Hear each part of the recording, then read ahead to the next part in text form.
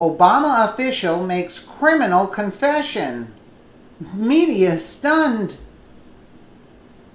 It appears that crime in the Obama White House was far worse than anyone imagined. Despite multiple illegal activities making their way to light during the administration's tenure, it seems we've only seen the tip of the iceberg. Former Director of National Intelligence James Clapper admitted on CNN that he took part in the unmasking of Americans. According to Breitbart, Clapper stated, "So I did unmasking during my 6.5 years at DNI. Susan did as well," he added. Of course, he is referring to Susan Rice helping him unmask innocent people. Clapper confirmed that National Security Advisor H.R. McMaster did well by approving Rice for top security clearance last April.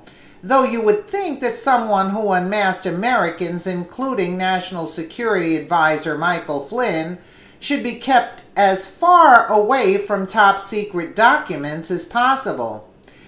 In a half-hearted attempt to justify his decision, Clapper also stated during the interview it was not done for political purposes whatsoever. It's hard to believe that, with all the hysteria surrounding President Trump and his associates, that the unmaskings were incidental. According to Flynn, Sally Yates openly admitted that Flynn was unmasked due to the political motivations of various members of the intelligence community. In other words, these unmaskings were political despite Clapper's claims. The chairman of the House Intelligence Committee, Representative Devin Nunes, confirmed that there were multiple U.S. citizens who were involved in the transition of President Trump's team. Nunes said the information was intercepted after the election in November. According to NBC News, Nunes, a Trump supporter, stated that details about U.S. persons associated with the incoming administration, details with little or no apparent foreign intelligence value, were widely disseminated in intelligence community reporting. If, according to Nunes, there was no intelligence value, how can we believe Clapper and his claims about the apolitical nature of the leaks? Democrats don't like President Trump, obviously. They're likely trying to obtain information they could use in an attempt to set the president up for failure. At any rate, the left failed miserably.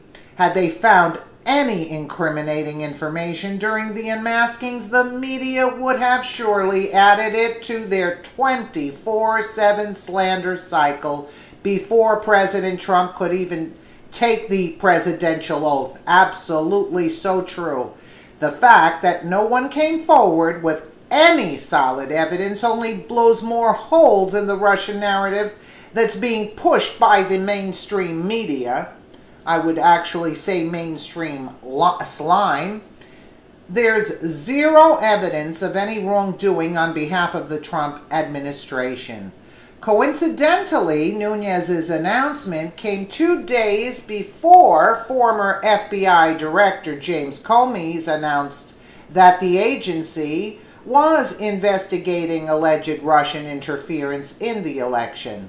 Nothing ever came of that story either, except the eventual firing of Comey for lying under oath to cover the backs of his Democratic friends. There is mounting evidence that members of Obama's National Intelligence Agency violated the law by unmasking identities of individuals for political purposes.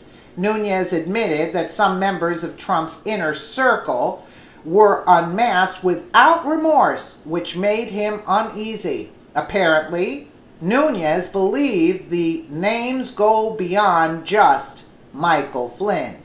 Do you think that Clapper and Susan Rice participated in criminal activity during their, quote, unmasking of Americans? Yes, we do. We do believe that. But we'd like to know when justice is going to be served and when all this is going to be taking place. When is this all going to happen?